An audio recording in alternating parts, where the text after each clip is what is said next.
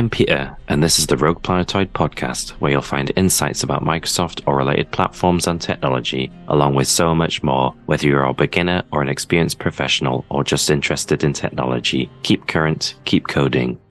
Welcome to episode 19 of the RoguePlanetoid Podcast about presenting. Presenting is a great way to share knowledge with others, or for others to add to their knowledge from presentations. Presentations can be short or long at events with few or many attendees and can be in person, hybrid, or online, where anyone, anywhere can watch or listen to the presentations. Presenting for yourself can first start by attending events and listening to others doing presentations about a variety of subjects. This was how I got started, by going along to an event here in the northeast of England. I was looking for something new to do and heard about a previous event from social media, so decided to go along. The first one I attended was a group discussion which gave everyone a chance to talk and listen to others, which is what I did there and met so many new people, many of which I still know and speak to today. There was also the chance to see presentations to add to my knowledge, covering a variety of topics from databases to synthetic biology and so many more. And the first presentation I saw there was my first opportunity to see a presentation in person. Although that first event I went to no longer exists, it was a great introduction to go along to events and seeing people present about what they were passionate about or interested in.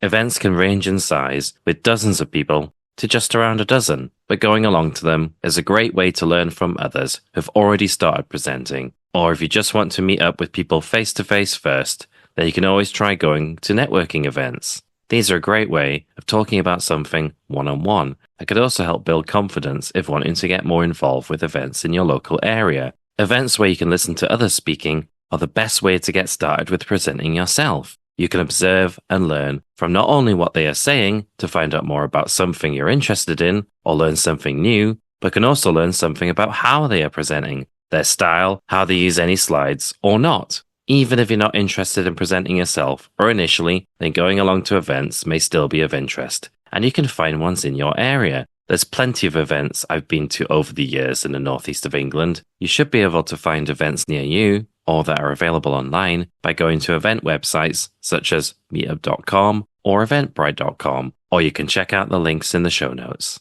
Events that you're interested in attending will often become the ones you'll want to speak at yourself. It can be a little bit intimidating to go all in on an hour-long talk about a subject, so the best way, if that's the case, is to look out for lightning talks. Lightning talks often around 5 to 15-minute talks about a subject with a few speakers talking at the event, so you'll not be the only one speaking. My very first presentation was at a lightning talk, and because they are quite short, you can start by introducing yourself and what you're going to talk about, which can be your first couple of slides, with a title slide and an about slide, after which you'll already be part way into your time presenting. You can put together a few slides for your talk, which should complement what you are saying, but remember to focus on what you're going to talk about. Before the event itself, you can practice going through your talk a few times in the days running up to the event.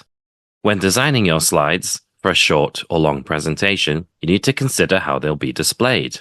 If the venue or event uses a projector, then make sure to avoid dark backgrounds or light text, as nothing can be darker than the screen, which is usually light, and nothing light can be seen on it very well without any contrast. If the venue or event uses a screen or television, then you usually can do whatever you want with your slides. They can even have dark backgrounds, but just make sure the contrast is good and you don't mix colors that can be confusing. You also need to make sure when you bring along your computer for a presentation that you have the right cables. Most of the time, it will be a full-size HDMI connector, but you can always ask what the event or venue uses and bring along what you need. And you can always buy any adapters and use them again at a future event, or even have them to help someone who may have forgotten theirs. Another thing to consider, whether your talk is short or long, you should only have a few lines of text or as little as possible on each slide. But you can add in graphics or images to any slides to help aid your presentation. Don't overdo it with transitions or animations, and don't have too many slides in a long presentation. But in a short presentation, you should only need a few slides. When starting presenting, don't worry if you get stuck or forget what to say next. You can always have a look at your slides,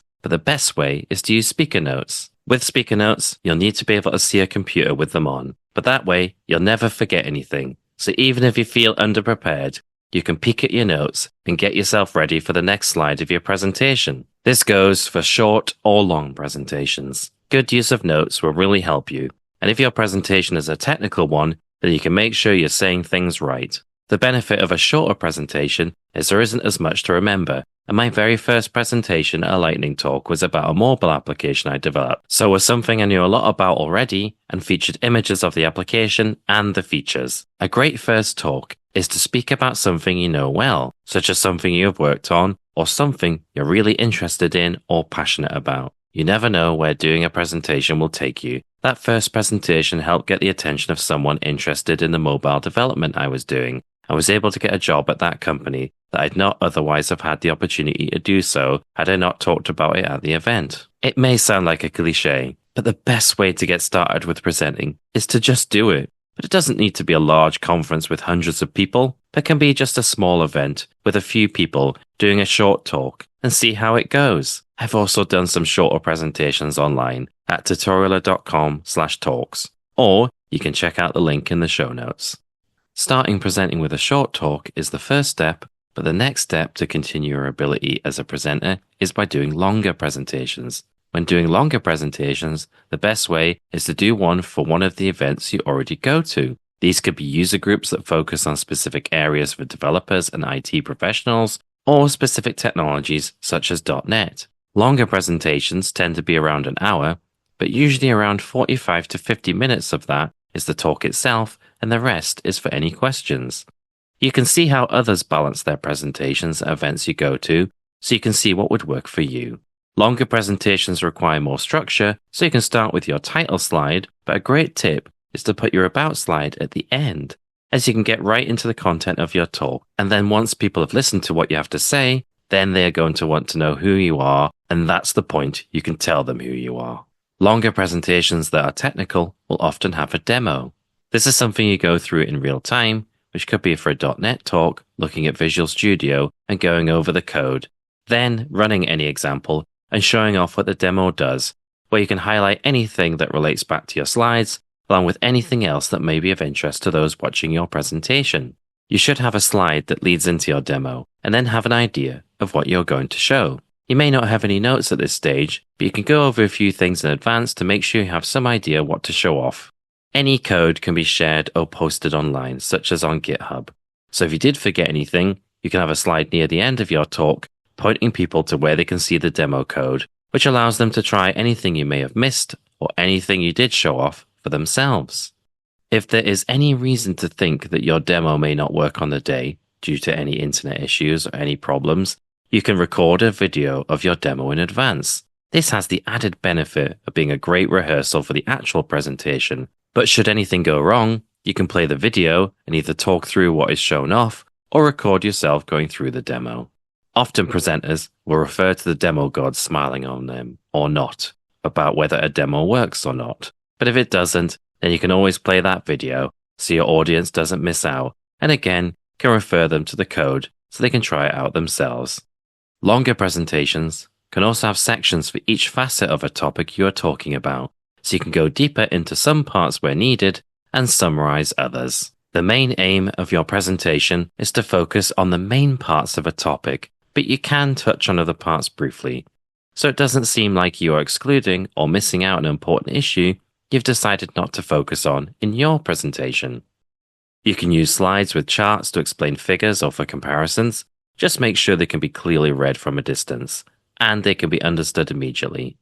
Diagrams can be used to make workflows or processes make sense, but make sure they are clear and concise. Bullet points make for a straightforward way of summarizing points in your presentation in a slide, and you can make each one appear progressively as you move through your presentation with a click of a mouse, tap of a keyboard, or even by using a presentation clicker to move through each point of your slide and each slide of your presentation. You can use speaker notes to build out what you want each slide to be about, which you can then summarize in the slide itself, or have the summary on the slide and expand this into the speaker notes. If you happen to be doing an online talk that is pre-recorded, you could even use the speaker notes as a script to guide you along. Just remember to make eye contact as much as possible with the camera, but that also applies for any online talk. And for any talks in person, make eye contact with a few people throughout your presentation, and it will be immediately more engaging.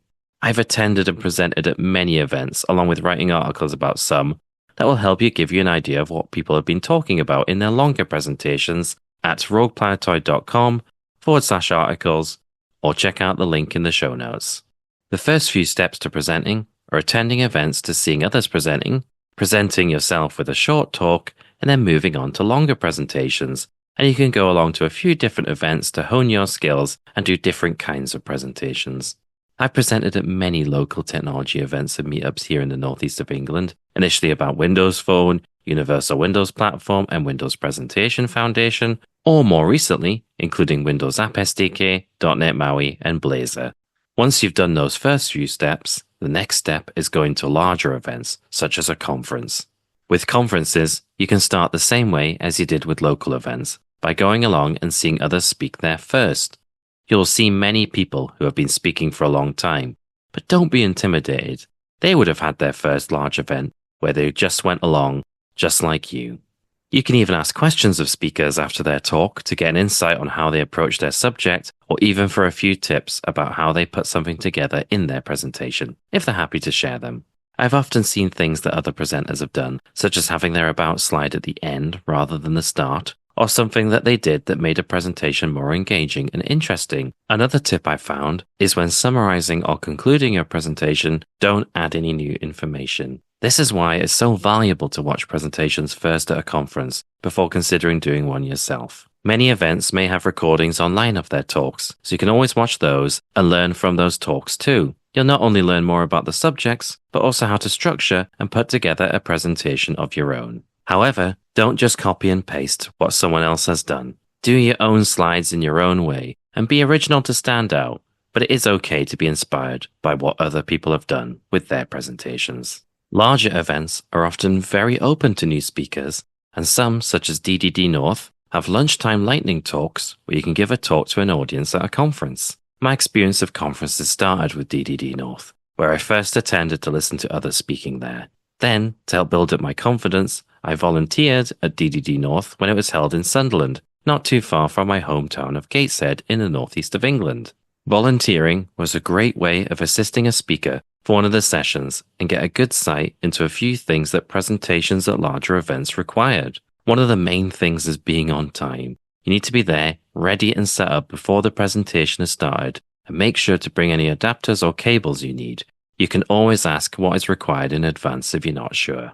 Then, you'll need to make sure your presentation doesn't run over, as during a conference, there will be many talks one after the other, and the last thing you want to do is delay the next talk or keep people from lunch. Luckily, there will be volunteers who will let you know when there are 15, 10, or 5 minutes to go, and when your time is over, which is what I did when I volunteered. Since going through your talk is the best way to prepare, then you can also time yourself and aim to be a few minutes shorter. So if you have 50 minutes for your slides and 10 minutes for questions, then make sure you can fit your talk into 45 minutes, as if things go a bit slower, you have the extra time, and if things go quicker, you can pad things out a bit as you go along. Also remember to make sure you leave plenty of time for any demo, as those can sometimes take longer than you initially thought in your presentation. Larger events will often have larger audiences, but you can still focus and make eye contact just like you may have done with smaller audiences at the smaller events you may have done previously. You can also try doing a shorter talk if available at a conference, but with the benefit of a larger audience, which will help you get used to speaking in front of more people. I did a short lightning talk at DDD North as my first talk at a conference during a lunchtime session, and it was a great way of speaking to many people, but only for a short time, which made it easier, and once done, helped me feel ready to take on a longer session at a conference. More people will also mean more questions. You can always at the start of your presentation say to leave any questions until the end, so you don't get interrupted. However, questions can be a great way to take a pause for a drink of water at a certain point in your talk and a chance to listen to the audience and see if you can answer something for them or let them know that it is coming up. Just remember that you're in control of your presentation and you can say how and when you want questions to be asked, and then you can decide how to answer them. Something that often helps is doing your presentation at a local user group or event first. as it is a chance to talk to familiar faces, and you can use any questions they ask or feedback afterwards to help refine your presentation for when you do it at a larger event. It is also quite common for many established speakers to take their presentations for a tour around a few events as well as doing them locally. For example, I did my Take a Note of XAML with .NET 8 talk at Northeast Dev Community in Durham, then did it at the DDD North Conference in Hull the following month, where I did a slightly extended version, then months later did the talk for a hybrid event for .NET Knots for an in-person and online talk. Larger events such as conferences usually have a submission and voting system for talks, and there's no guarantee that your talk will be accepted. Although, if they do offer those lunchtime talks, if there is a session free, you can usually get to do one on the day if you ask. Requests for talks from speakers, often known as call for papers, will often use a system where you set up a profile which will include your name, photograph, where you are from, and then a short description about yourself. This description can mention the type of skills that you have, so anyone judging your talk understands your background or experience in the area you are talking about. Also in your profile, you can mention any experience of presentations that you have done elsewhere and anything notable about yourself. Think of it like a personal statement for a job you want to make yourself sound as good as you know you are. When submitting a talk for consideration, you'll need a title for your talk, which, as with any presentation, should best describe what it is about. However, you can have fun with presentation titles. I've not only used Take a Note of XAML with .NET 8, which is a play on words as it featured a note-taking application as the demo, or Blazor a Trail with .NET 8, which showed off Blazor and .NET 8 before it came out, so it was a good fit. Then, for the description of the presentation, tell people what they will get out of the talk and what to expect. It doesn't need to be a super detailed description of every part of your presentation, but something like a couple of paragraphs about what you are going to talk about and what to expect. That way, not only those judging can get an idea of what you're talking about, but also for those attending, they will be able to make a choice to come to your session should it make it through. However, don't be disappointed if your talk doesn't make it through to a conference. You can always try another event, but you can also create a short version of it for a lunchtime session if available, or you could even record a version of it to post online to show people what they missed out on. Then, in future, this can be another previous presentation you can point to that may help you get into a future conference with your next presentation. If you're interested in coming along or presenting at DDD North here in the United Kingdom, then you can visit dddnorth.co.uk or check out the link in the show notes.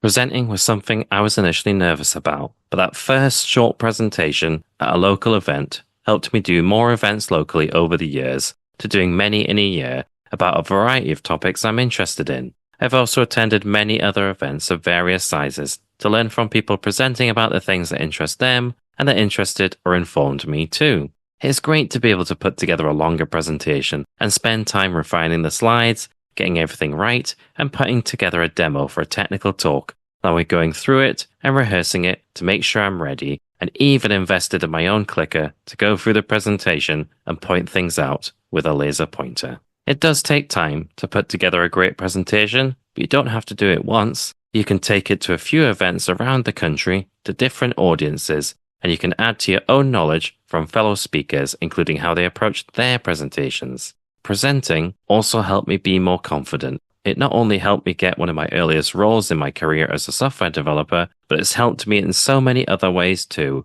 and opened up more possibilities. This then enabled me to go to more events that not only added more knowledge and expertise, but also helped me improve my own skills as a presenter, to allow me to improve my presentations and allow me to present in front of just a few, dozens, and even hundreds of people over the years. It is great to refine and learn how to make my own presentations better, and you can always evolve and change your style to what suits you. And I want to do more presentations in more places and hope that many more people will get themselves to events, build up their experience, and then take their first steps into the world of presenting.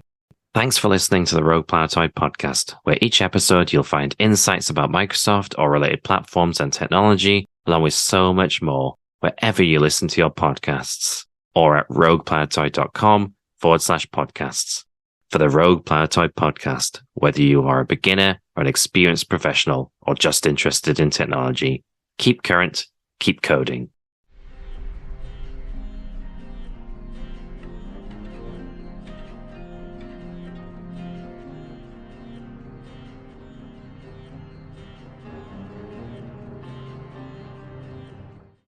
Rogue Planetoid Podcast is a production of Clarinton.